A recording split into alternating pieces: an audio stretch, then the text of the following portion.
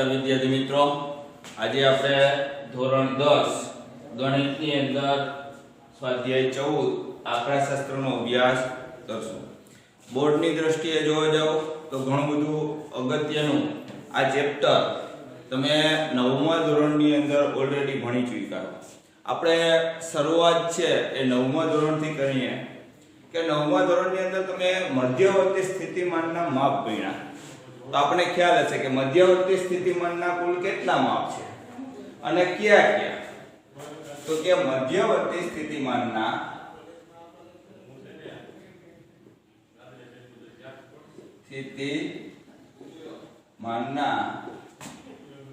કુલ પ્રચલિત કુલ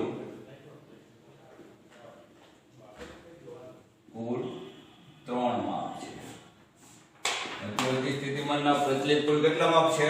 3. તમને 1 માર્કના પ્રશ્ન તરીકે પૂછી શકે કે મધ્યવર્તી સ્થિતિમાનના કુલ કેટલા માપ છે, તો કુલ કેટલા? 3. આવું આપણે 9મા ધોરણની અંદર ભણ્યા. તો ક્યાં ક્યાં? તો કે એમાંનું એક મધ્યક, જેને આપણે x બાર તરીકે પણ ઓળખીએ છીએ. બીજું છે મધ્યસ્થ, જેને આપણે કેપિટલ M તરીકે ઓળખીએ છીએ. અને ત્રીજું માપ હતું બહુલક, જેને કેપિટલ Z તરીકે ઓળખવામાં આવે. આ 3 માપ આપણે 9મા ધોરણની અંદર શીખી ગયા. એના સાદા દાખલાઓ પણ શીખ્યા. હવે આ 3 આમ જોવા જાવ તો સગા ભાઈ જેવા છે. આપણા ઘરે ભાઈ હોય તો એની અંદર તમે જોયું હોય તો અમુક છે એ બધાથી કંઈક વિશ્વસનીય હોય. એમ આ જે 3 માપ છે એમાં સૌથી વિશ્વસનીય, વધુ પડતું વિશ્વસનીય માપ હોય તો એ કેવું છે? મધ્યક. તો આપણે એવું લખી શકીએ કે મધ્યક છે, મધ્યક એ સૌથી વિશ્વસનીય છે, વિશ્વસનીય માપ છે. મધ્યસ્થ છે કેવું છે? તો કે સૌથી વિશ્વસનીય માપ છે. પછી આપણે 9મા ધોરણમાં એના દાખલાઓ આવ્યા હતા. એમાં આપણે મધ્યકનું સૂત્ર પણ જોયું કે મધ્યકનું સૂત્ર શું હતું? તો કે મધ્યક, જેને આપણે x બાર તરીકે ઓળખીએ, x બાર બરાબર સિગ્મા xi છેદમાં n. આવું સૂત્ર છે એ 9મા ધોરણમાં આપણે ભણ્યા. એના દાખલાઓ પણ ભણ્યા, જ્યાં સિગ્મા xi બરાબર શું કહેવામાં આવતું હતું? તો કે અવલોકનોનો સરવાળો. કુલ અવલોકન જેટલા હોય, અવલોકનનો સરવાળો. અને n એટલે કુલ અવલોકન. ફોર એક્ઝામ્પલ, દાખલા તરીકે 3 5 8 2 2. અહીંયા આપણી પાસે કુલ અવલોકન કેટલા? તો કે કુલ અવલોકન એટલે 1 2 3 4 અને 5. તો એને n કહેવાય. n બરાબર કેટલા થાય? 5. જે આપણે લખ્યું કે કુલ અવલોકન, n એટલે કુલ. પછી સિગ્મા xi એટલે તો કે સિગ્મા xi બરાબર અવલોકનોનો સરવાળો. તો અવલોકનો એટલે તો કે 3 + 5 + 8 + 2 + તો કેટલા થયા? તો કે 3 ને 5 8, 8 દુ 16, 16 ને 2 18, 18 ને 2 20. તો આ 20 છે એને શું કહેવામાં આવે? અવલોકનોનો સરવાળો કહેવામાં આવે. અને આને રિલેટેડ દાખલાઓ આપણે શીખ્યા હતા. આવા પ્રકારની રકમ આપી હોય, n સિગ્મા xi, અને એ શોધી અને આપણે દાખલો શોધતા કે x બાર બરાબર સિગ્મા xi છેદમાં n. તો તેથી બરાબર 20 ના છેદમાં 5 બરાબર 4. આનો મધ્યક કેટલો થાય? 4. આવા દાખલા છે એ આપણે 9મા ધોરણની અંદર ભણી ગયા છે. ત્યાર પછી મધ્યકનું સૂત્ર જોયું હતું.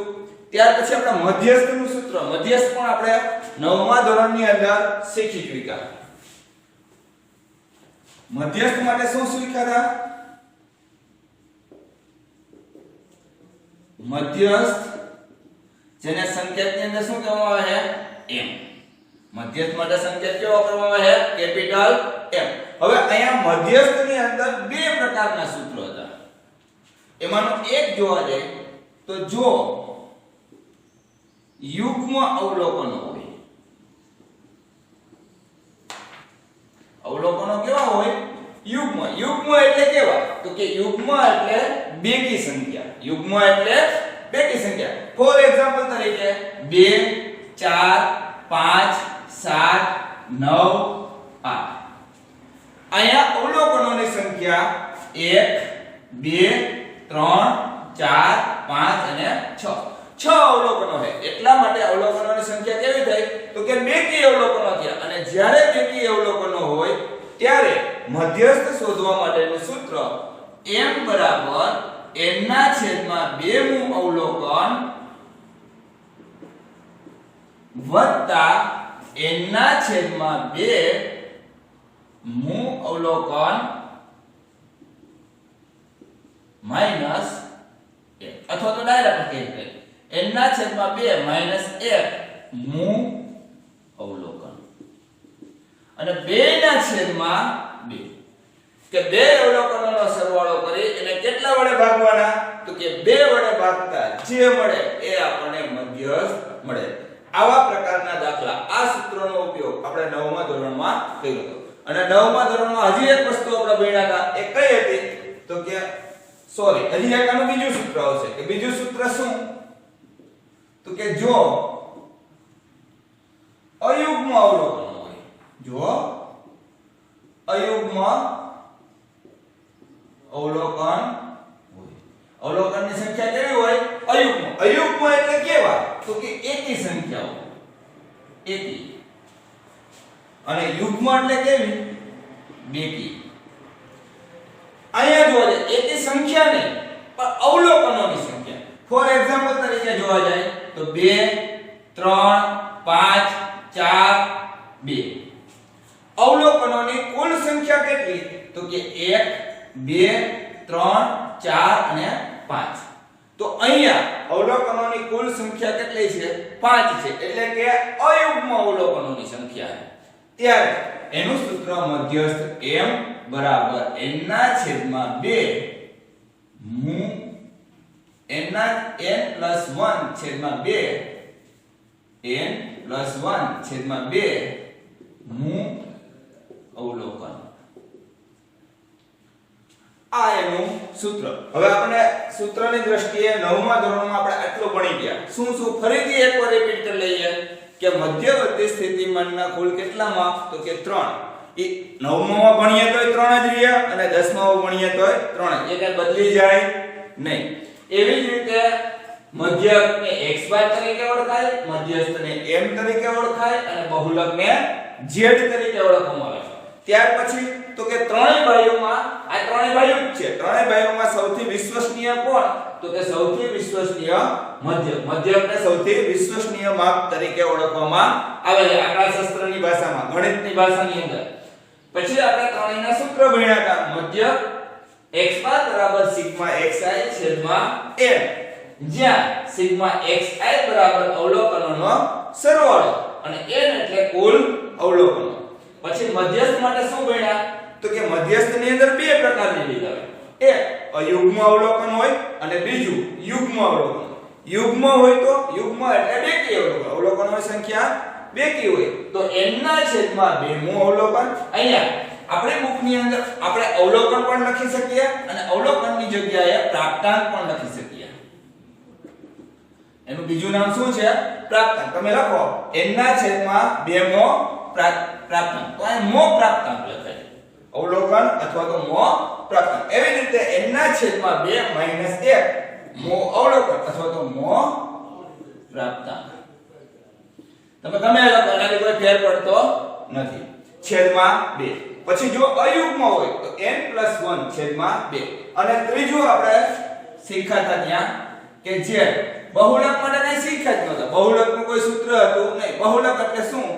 તો કે સૌથી વધુ વખત, સૌથી વધુ જે આવૃત્તિ આવે તેને બહુલક. બહુલક માટે આવું શીખ્યા આપણે કે બહુલક કોને કહેવાય? તો કે રકમની અંદર જે આવૃત્તિ સૌથી વધુ વખત આવતી હોય એને બહુલક કહેવાય. ફોર એક્ઝામ્પલ તરીકે 2 5 2 8 2 7 3 2. તો આ રકમની અંદર જોવા જાય આનો બહુલક કેટલો, તો કે એની કોઈ ગણતરી નહીં, કોઈ સૂત્ર નહીં, સીધું કે 2 કેટલી વાર આવ્યા 1 2 3 4. રકમમાં સૌથી વધુ વખત શું આવ્યું, તો કે રકમમાં સૌથી વધુ વખત 2 આવે તો એનું બહુલક z બરાબર કેટલા થાય 2 થાય. સો સિમ્પલ. આ વસ્તુ આપણે 9મા ધોરણની અંદર ભણી ગયા.